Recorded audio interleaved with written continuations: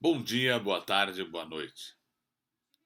Neste dia, dando continuidade à nossa leitura diária do Evangelho segundo o Espiritismo, farei diferente, como disse no dia de ontem, e continuarei a leitura de onde paramos. E Kardec, de maneira muito importante, de maneira muito consubstancial, de maneira muito concreta, faz um paralelo entre aquilo o que Sócrates teria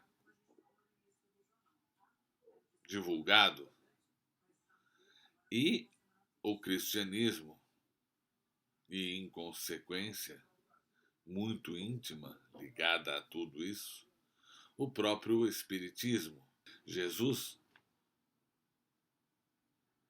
foi o maior divulgador da doutrina que ia mudar o mundo. Mas não é por isso que antes dele já não havia o germe daquilo que seria por ele divulgado. E por conseguinte, não é por isso que naquele germe já também não haveria o germe do que seria desvelado pelo Espiritismo, por Kardec e pelo Espírito da Verdade. Agora seguiremos com o item terceiro. Enquanto tivermos o nosso corpo, dizia Platão, repetindo Sócrates. Porque, como já lemos, Sócrates, tanto quanto Jesus, não deixou nada escrito por suas próprias mãos. Enquanto tivermos o nosso corpo e a nossa alma se encontrar mergulhada nessa corrupção, jamais possuiremos o objeto de nossos desejos, a verdade. De fato, o corpo nos oferece 1000 obstáculos pela necessidade que temos de cuidar dele. Além disso, ele nos enche de desejos, apetites, temores, de 1000 quimeras e 1000 tolices, de maneira que, com ele, é impossível sermos sábios por um instante. Mas, se nada pode conhecer puramente enquanto a alma está unida ao corpo, uma dessas coisas se impõe. Ou que jamais se conheça a verdade, ou que se conheça após a morte. Livre da loucura do corpo, então conversaremos, e é de se esperar, com homens igualmente livres, e conheceremos por nós mesmos a essência das coisas. Eis porque os verdadeiros filósofos se preparam para morrer, e a morte não lhes parece de maneira alguma temível. Céu e o Inferno, parte 1, capítulo 2 e parte 2, capítulo 1. Temos aí o princípio das faculdades da alma, obscurecidas pela mediação dos órgãos corporais e da expansão dessas faculdades após a morte. Mas trata-se aqui das almas evoluídas, já depuradas. Não acontece o mesmo com as almas impuras. A alma impura, nesse estado, encontra-se pesada e é novamente arrastada para o mundo visível, pelo horror do que é invisível e imaterial. Ela erra, então, segundo se diz, ao redor dos monumentos e dos túmulos, junto dos quais foram vistos às vezes fantasmas tenebrosos, como devem ser as imagens das almas que deixaram o corpo sem estar inteiramente puras e que conservam de alguma coisa da forma material, o que permite aos nossos olhos percebê-las. Essas não são as almas dos bons, mas as almas dos maus, que são forçadas a errar nesses lugares, onde carregam as penas de sua vida passada e onde continuam a errar até que os apetites inerentes à sua forma material as devolvam a um corpo. Então elas retomam sem dúvida, os mesmos costumes que durante a vida anterior eram de sua predileção. Não somente o princípio da reencarnação está claramente expresso, mas também o estado das almas que ainda estão sob o domínio da matéria é descrito, tal como no Espiritismo está demonstrado nas evocações. E há mais, pois afirma-se que a reencarnação é a consequência da impureza da alma, enquanto as almas purificadas estão livres dela. O Espiritismo não diz outra coisa, apenas acrescenta que a alma que tomou boas resoluções na erraticidade e que tem conhecimentos adquiridos trará menos defeitos ao renascer, mais virtudes, por conseguinte, e mais ideias intuitivas de que a existência precedente e que, assim, cada existência marca para ela um progresso intelectual e moral. Vide Céu e Inferno, segunda parte, nos exemplos. Após a morte, o gênio, daimon ou demônio, que nesse sentido, demônio não é aquilo que a Igreja Católica e que as igrejas pentecostais, neopentecostais e protestantes entendem, que havia sido desligado durante a vida, nos leva a um lugar onde se reúnem todos os que devem ser conduzidos ao Hades para o julgamento. As almas, depois de permanecerem no Hades o tempo necessário, são reconduzidas a esta vida por numerosos e longos períodos. Esta é uma doutrina dos anjos guardiões ou espíritos protetores e das reencarnações sucessivas que, após intervalos mais ou menos longos de erraticidade, conduzem as almas à reencarnação. Os demônios preenchem o espaço que separa o céu da terra. São o laço que liga o grande todo consigo mesmo. A divindade não entra jamais em comunicação direta com os homens, mas é por meio desses daemons que os deuses se relacionam e conversam com eles, seja durante o estado de vigília, seja durante o sono.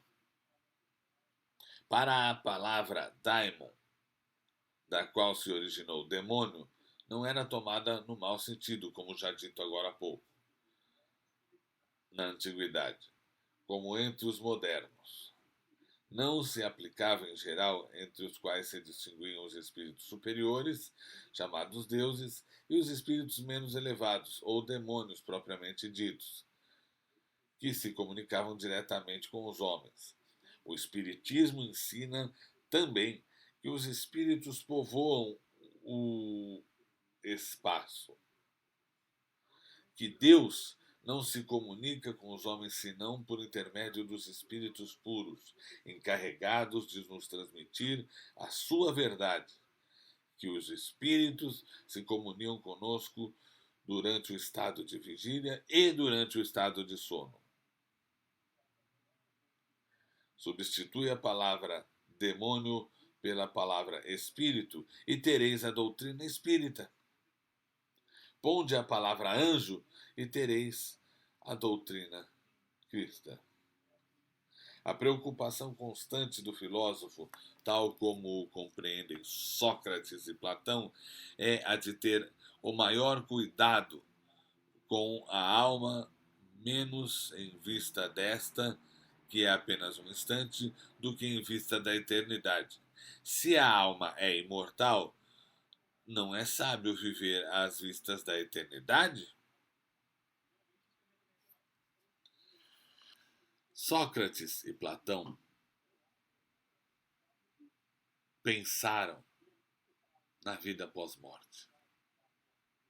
Pensaram nas implicações do que estaria além da vida. E questionaram questionaram-se e questionaram os jovens, e por isso Sócrates foi morto, foi condenado a tomar cicuta, sobre aonde estão a verdade, a justiça, o belo e todos os outros valores morais e éticos, cuja compreensão dependem de interpretação. E assim sendo, são imperfeitos. Por quê? Porque a minha concepção de justiça certamente é diferente da sua e a do nosso outro irmão do caminho. A concepção do belo, da beleza, é diferente. A concepção de todos os valores morais e éticos, ela varia em pouco ou maior grau de pessoa para pessoa. Mas Platão questiona e sugere que essas respostas estão em algum lugar e que essas respostas não são aqui, enquanto vivos, nesta vida, neste planeta, neste plano material. Constatou, através da observação, que havia, sim, meios de comunicação com quem já se foi. E só isso basta para que entendamos que eles foram os primeiros da civilização ocidental que tiveram contato com a mediunidade e assim quiseram transmitir para todos nós.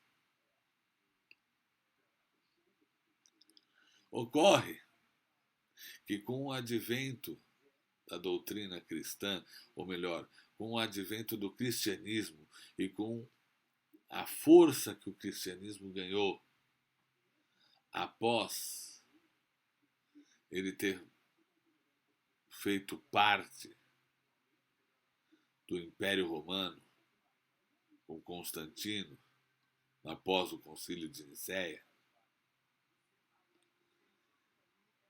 concílio esse que determinou o que seria válido e o que seria herege para os cristãos,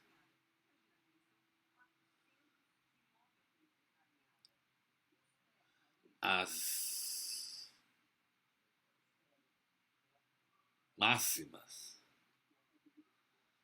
de Platão e Sócrates foram relegadas a pouquíssimos cultos da época que simplesmente a rejeitavam, quer por medo do status quo do império, quer por simplesmente não acreditarem nelas. Afinal de contas, as respostas eram dadas todas pelos concílios e pela palavra final, que era da Igreja Católica e ou de Constantino, ou dos imperadores, enfim.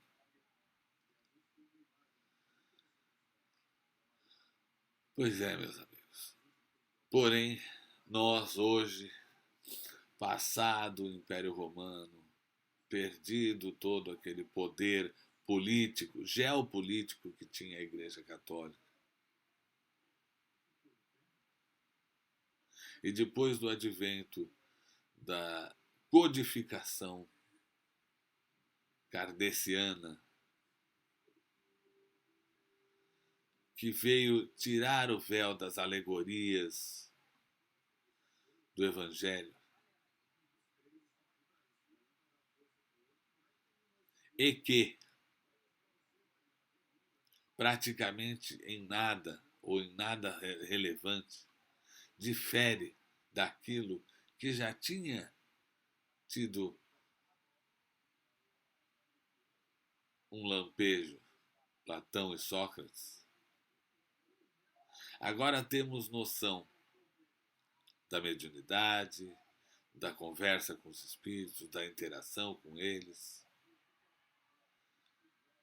e de como se processa o nosso pós-morte e que isso tem a ver com o nosso depuramento de nossas almas. Quanto mais depuradas nossas almas, menos sofrimento do lado de lá. E quanto mais arraigadas no plano material, mais sofreremos. Devemos agradecer isso a Deus, a Jesus Cristo, que disse que não nos deixaria sós. Porque a falange do Espírito da Verdade veio e deixou claro tudo aquilo que foi dito através de alegoria. E a isso temos que agradecer, e agradecer por termos tido contato à doutrina espírita. E por isso agradeceremos agora mais uma vez a Deus nosso Pai, elevando aos céus a prece que Jesus ensinou. Pai nosso que estais nos céus, santificado seja o vosso nome. Venha a nós o vosso reino. Seja feita a vossa vontade, assim na terra como no céu. O pão nosso de cada dia nos dai hoje. Perdoai as nossas ofensas, assim como nós perdoamos a quem nos tem ofendido. E não nos deixeis, Senhor, cair em tentação, mas livrai-nos de todo o mal. Porque vosso é o poder, o reino e a glória para todo sempre. Que assim seja.